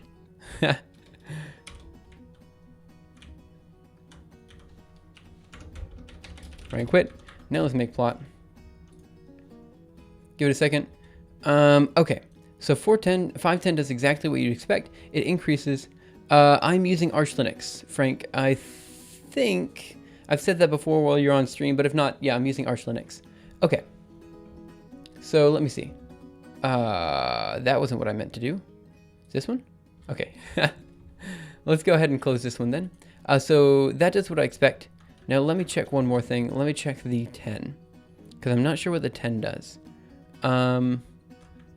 So let me see. Dimension X and dimension Y, that's what those two guys mean. So let's see if we increase this to 20. Right, Control D, make plot. Arch Linux, I'll be honest, I started with Arch Linux. So like, when I initially started with Linux, I was like, I don't know, junior high or something like that. And when I initially started with Linux, I think it was early high school, maybe. Anyway, it was a while ago, almost, I'd like to say 10 years ago, but it was a while. I don't think anyone uses Arch for servers. Very few people do. It is not quite as stable as, like, let's say CentOS or Debian or anything else.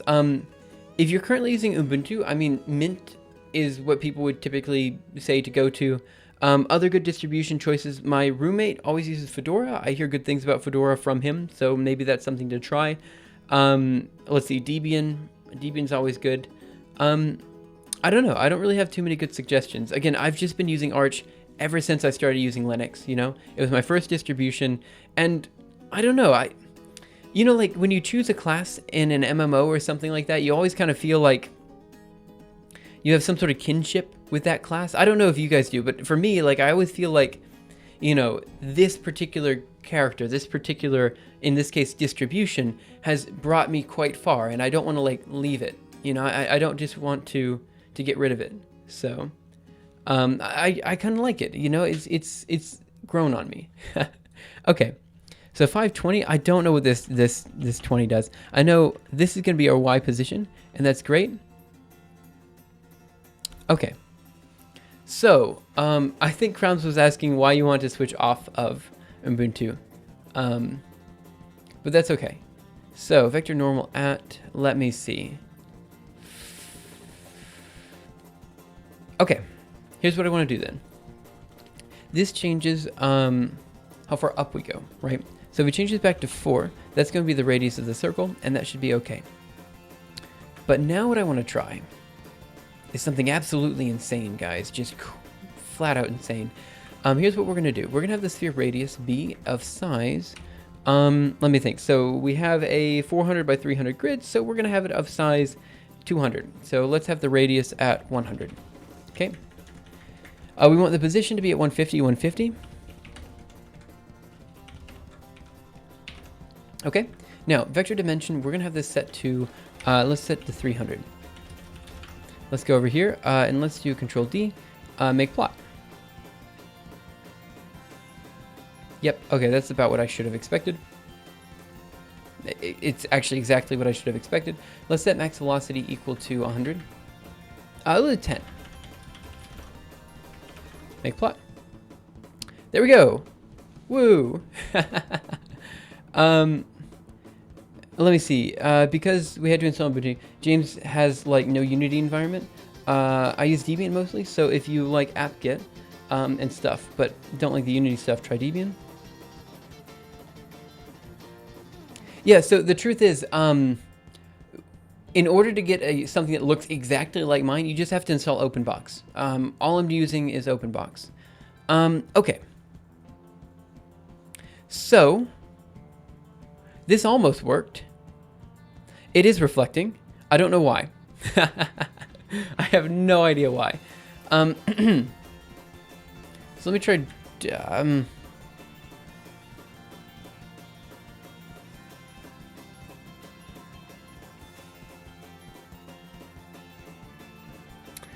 Okay, so let me think. The only reason it would reflect is if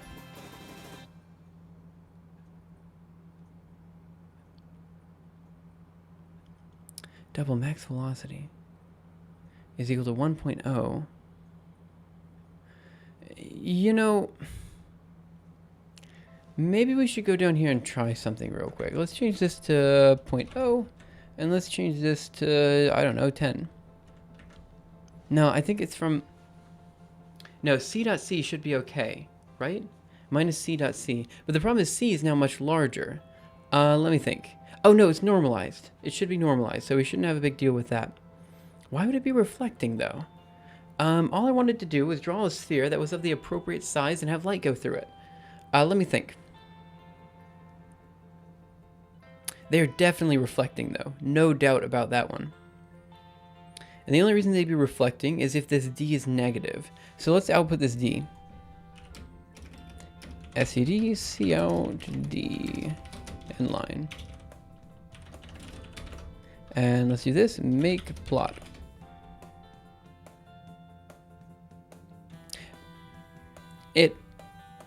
What? Oh, I know what's happening. Let me see. One of my colleagues at work uses Arch that only has numbers at the top showing the tabs of applications. Yeah, so he's probably using Awesome, the Awesome Windows Manager, or maybe i3. I'm not sure, but it's probably a tiling Windows Manager. These guys are great. I love tiling Windows Managers, but I don't personally use one just because I'm not pro enough to use one. It takes some skill to master, at least in my opinion. Let me go into the make file, because I bet you I know what I'm doing. Yes, I'm outputting to dev null. Let's not do this for this particular simulation. Rank quit, make plot. And let's see what we got. Okay, so it looks to me, here, let's go up here and do one more thing. Let me do D is that. Control D, make plot. Okay, these are all D's.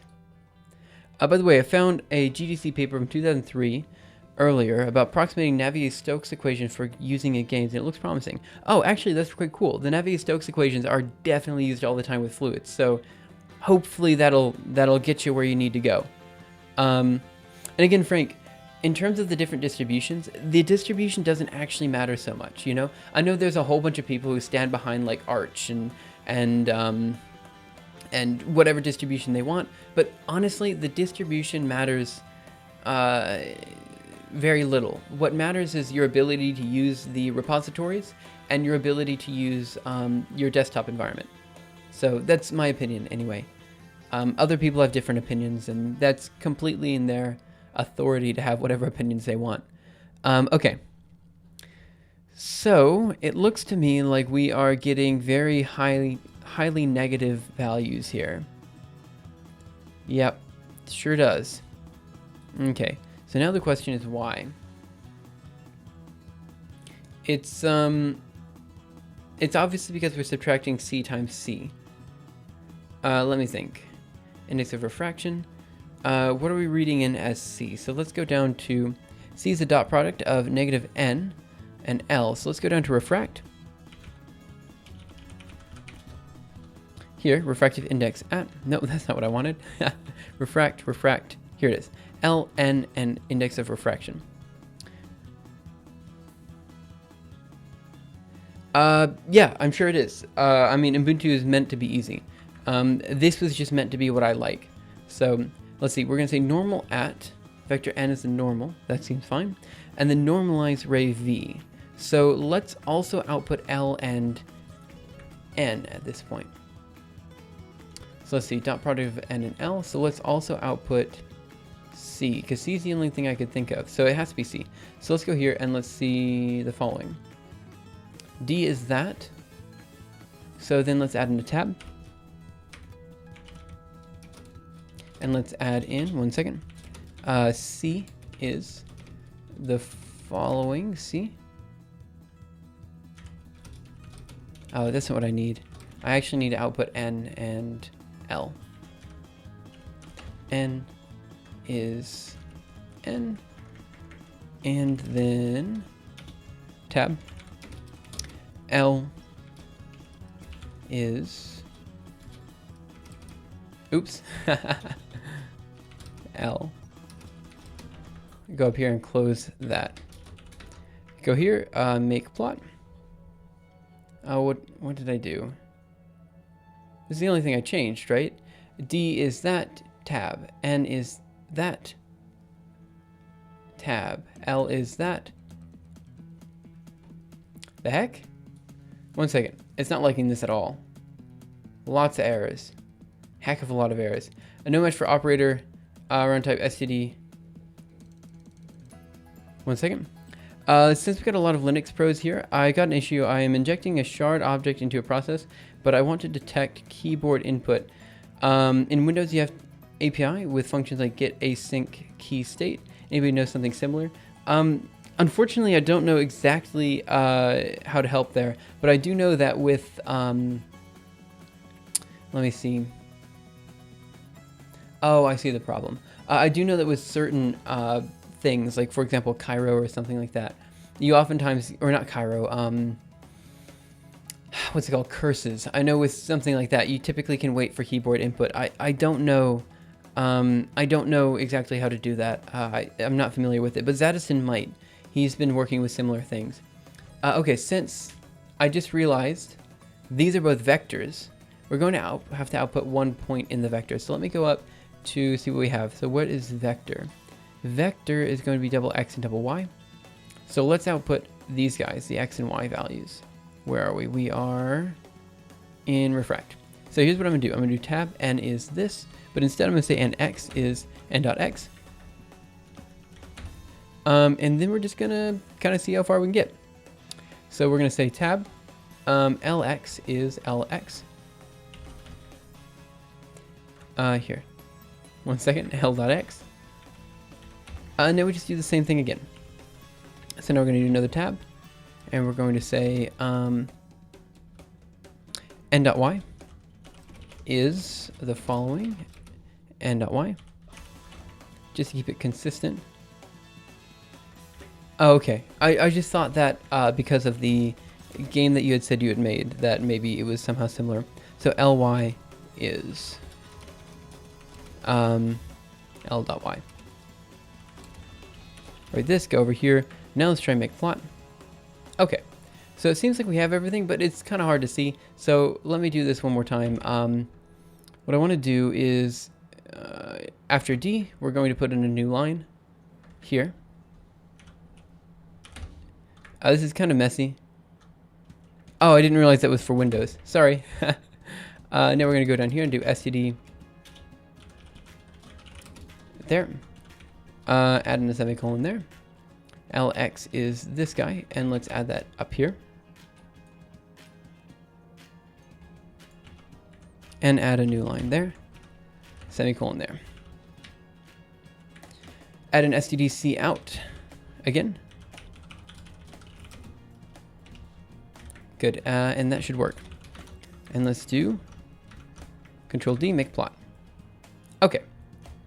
So let's see what we got over here. That's why I'm here looking for a Linux Pro. I'm sorry about that. So we have nx, lx is 1. Oh, wow. There doesn't seem to be a problem with this at all. D is negative 209. Darn. So I need a tab here, actually. Yeah, so that should work. Let's try it one more time. Control D, make plot. Okay, so let's see what we have. It plots out D first. So let's see. Let's find a D that's super large and negative. So we'll say negative 4 here. We say NX is negative 4.9, negative 8.87, and these guys are 1 and 0. That's okay then. I think that's fine. That to me doesn't say why we're negative. Okay. So I guess now the last thing we have to output is the index of refraction. std, c out. Let me see. IOR is the following. And I guess we just do IOR. And then we do tab. And we say, I don't know, let's do C is C and line. Control D, make plot. Missing character, C is IR tab. Yep, forgot one here. Right, this, go over here, make plot. Okay, let's see what we got. So it seems to me, let's go to the very top here. We have D, negative 4,000. Let's see, C is 0.49. That seems fine. Index of refraction is 80. That's where we're running into the issue. Why is index of refraction 80? What? 1 second. We're reading in refract. Let me see what we read into refract. That was the last thing I thought we'd have a problem with. Reflect here, refract, index of refraction, where do we find? Is equal to n1 over n2. Okay, n is normal at lens and the ray position. Let me think. If n1 not equal to n2, vector of n is equal to the normal at lens, and ray position. Then we normalize the vector. An index of refraction is going to be n1 divided by n2. n1 is ray previous index, and n2 is a refractive index at lens ray p. Huh. Oh, you know what? I bet you I know the problem. Yeah, okay. I think I totally know the problem.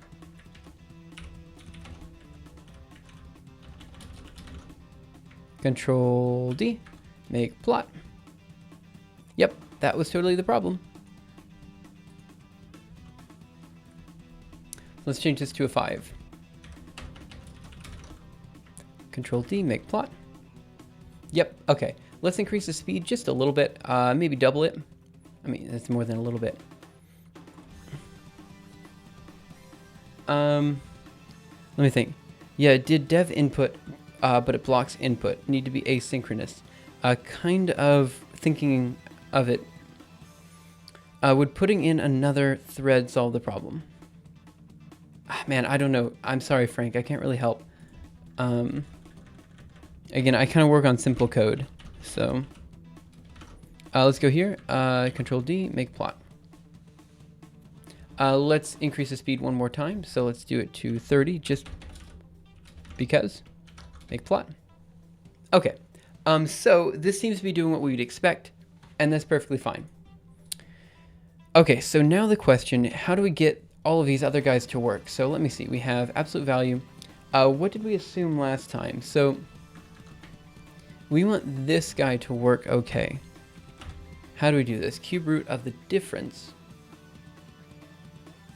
How about we just divide the difference here by the radius of the circle?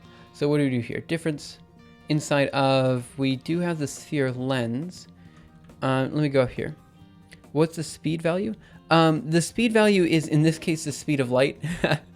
I know it's kind of silly, but, and I know it's arbitrarily set, but basically the speed value is this. So let me go here, make plot. The speed value is related to how far we go every time step. So it's essentially an outputting device, right? So we know, you know, like we'll be going, yeah, it's just that. It's so that we know how far we go every time step. That's kind of the point. It's just so we don't have to put as many time steps into the simulation. So it's kind of a rough estimate. Sorry about that. So let's go ahead and comment all of these guys out. Go back into our make file. Control D, VI make file. And let's now throw it all to dev null again. No reason to output any of that. So geometrical.cpp. What am I going to do next? 1 second. Let me think. Let me go down and let's change this. Oh, I know what I wanted. Let's go to the top again. Let me find sphere. Where is sphere? Double vector. Sphere. Radius. We do have a radius. Good. So let's go down here and let's do, oh, of course we have a radius. What was I thinking? Let's do diff divided by lens.radius. Lens.radius. And let's do the same thing here. Diff divided by lens.radius.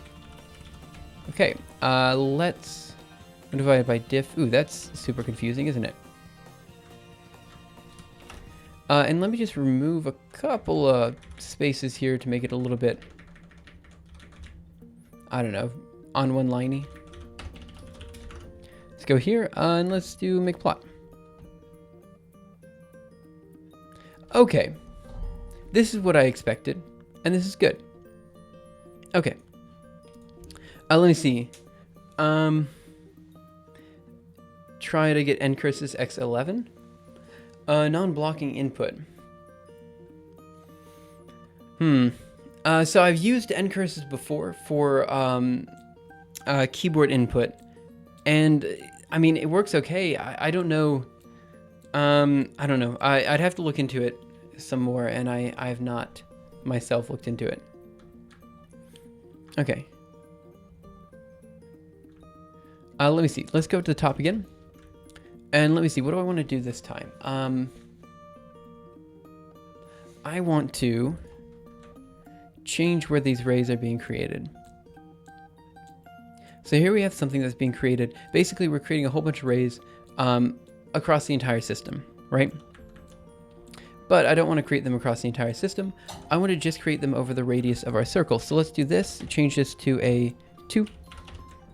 And let's go down here and add in, instead of 3, we add in, where we light generation angle. Let me see what happens if we add in, instead of 3, we add in 50, I believe. Let me think. If it's of 200 radius, maybe it's 100. Write this, go over here, Control D, make plot. Okay, didn't quite do what I expected. It's going the other way. That's okay. Let me think.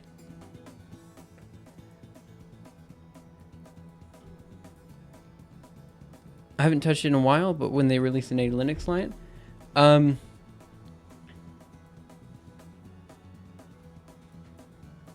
I don't know. I actually have not played CSGO ever.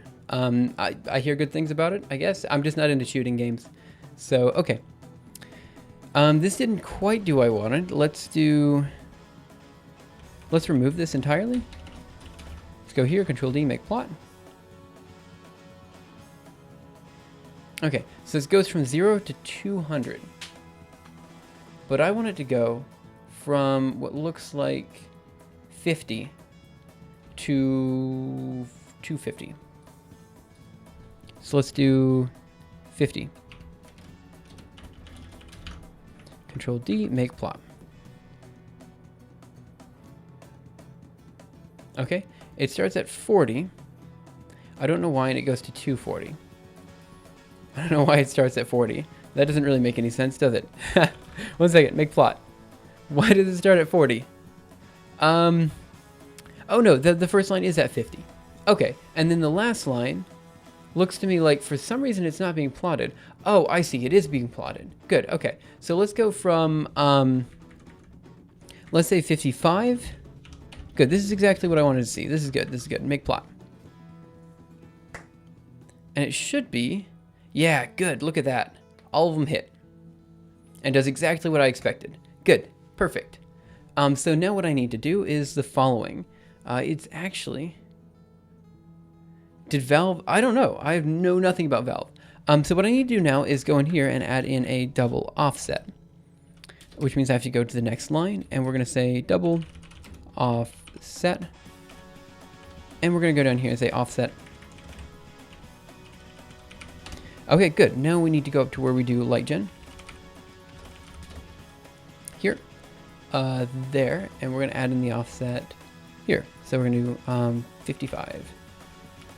And then we should do it up here, and we add in a double offset.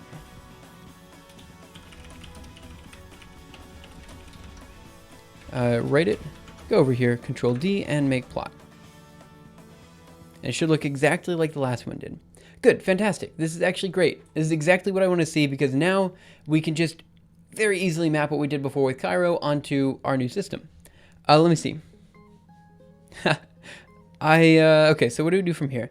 Well, I'm going to go ahead and get rid of this warning that keeps appearing. Let's see, 274. Here we are, double diff Q. I'm just going to remove the Q. We don't need it. Control D, make plot. No warning this time. Seems perfectly fine to me.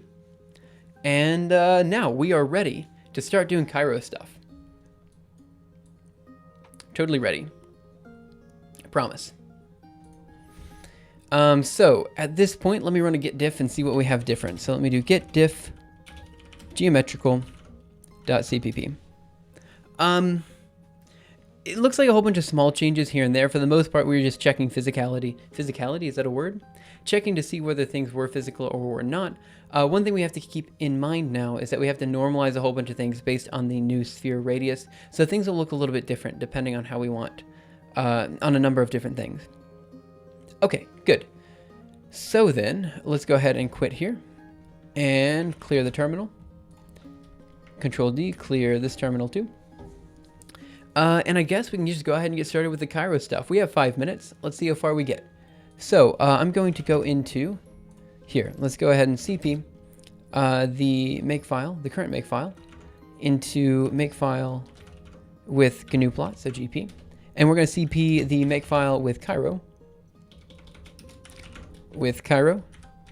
over to the current makefile slot. The engine itself and the client are closed source though. What are we talking about? Only looking at client.dll for offset. The game is open source anyway.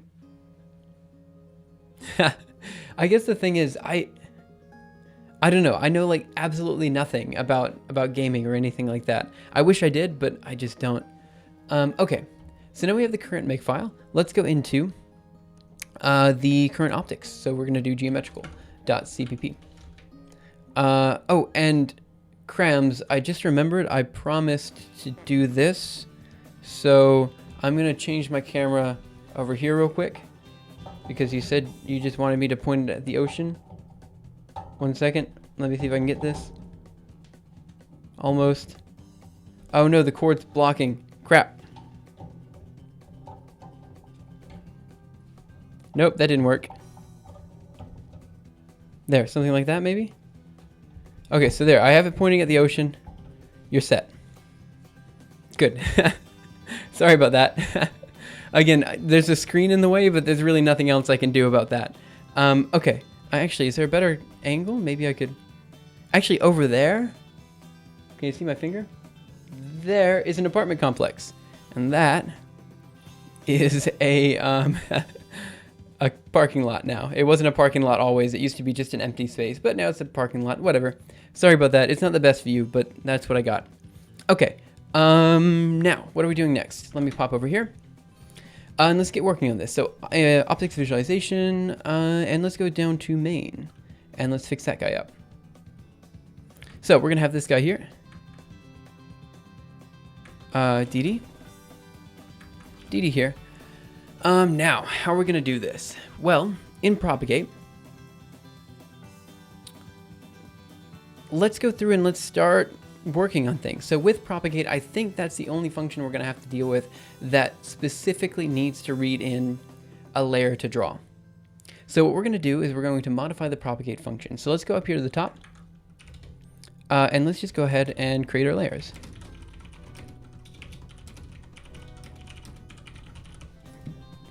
Sorry about that, guys.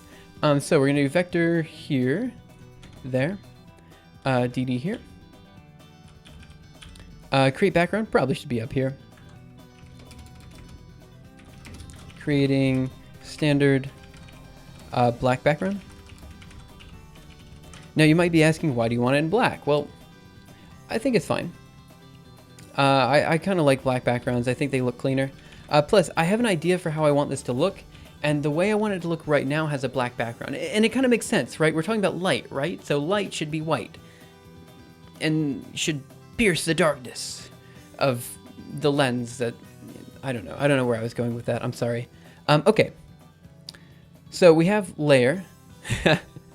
Yeah, I mean, that's exactly right. Okay, so we have our layers. And actually, I just realized these frames are not the size in which I thought they were. But that's okay. So let's see, we have light gen, we have dimension, and here's what I want to do. Instead of doing what I just did, which was, let me think. I want to create these guys dynamically. So this is going to be X is going to be 600, Y is going to be 450. So let's change this to B. How do I want to do this? Let's see, so we have animation, so we have layer of 0. Here, let's do it out here. So we're going to say, finding X and Y resolutions. So we're going to say, resolution X is going to be equal to layer 0, dot, 1 second, let me think here. Let me go over here to where we have everything. So let me go to, layer is a vector, right? Of frames, so we want layer 0 dot resolution X.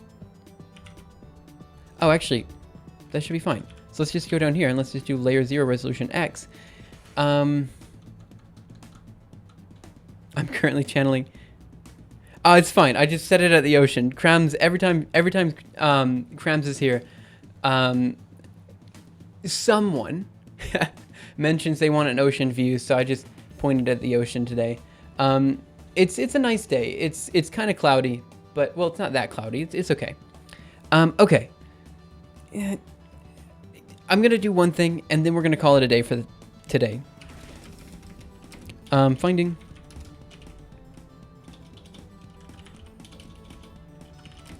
Circle radius.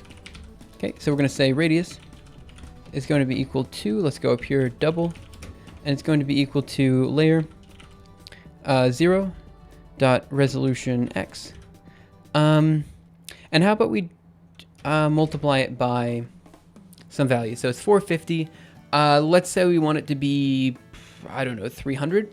So we're going to multiply it by 0.66666666. Yep. Now we want the dimension here. Oh, actually, it should be 3333, right? Because this is a radius. So how about we just divide it by 3? There we go. We're done. And this guy then is going to have to be 2 times radius. 2 times radius. 10, I don't know what the 10 is for, so I'm just going to leave that there. I think I need to kind of modify the code a little bit. And then we're going to change this to radius and change this to layer 0.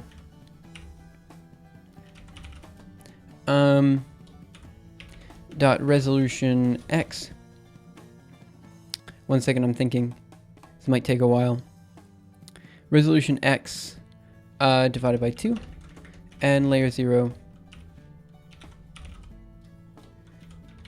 dot resolution y divided by 2.0.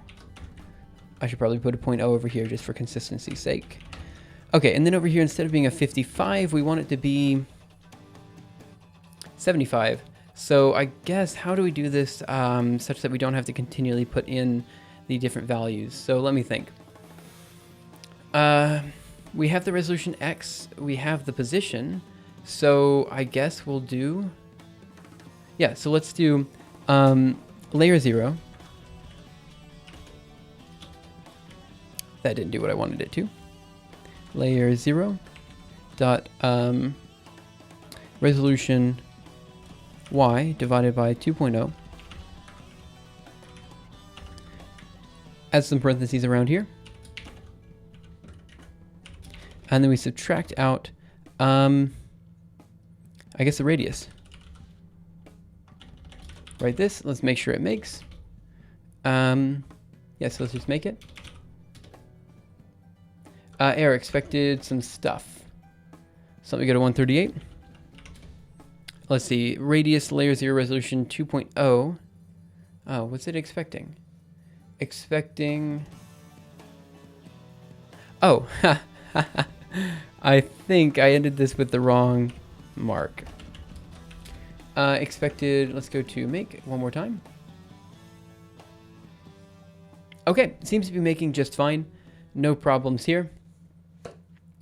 And now I guess the last thing we need to do is plot everything. So let me do GNU plot. Geometrical.gp minus. Okay, it seems to work okay. We are starting actually a little bit low though. So it's 50, we're starting at 25. The first one's at 25. Why would the first one be at 25?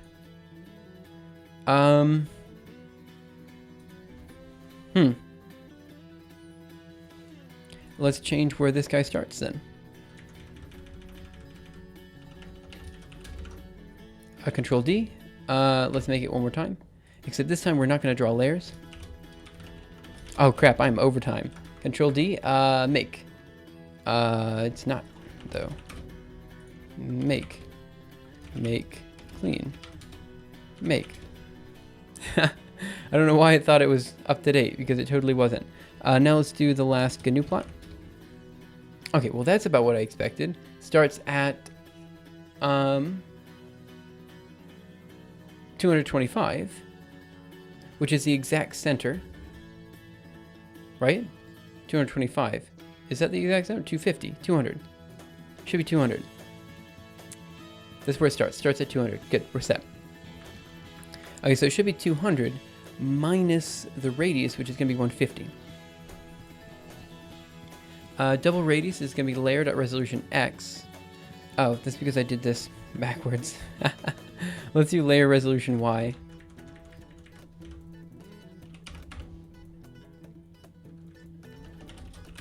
And then let's do this, minus radius.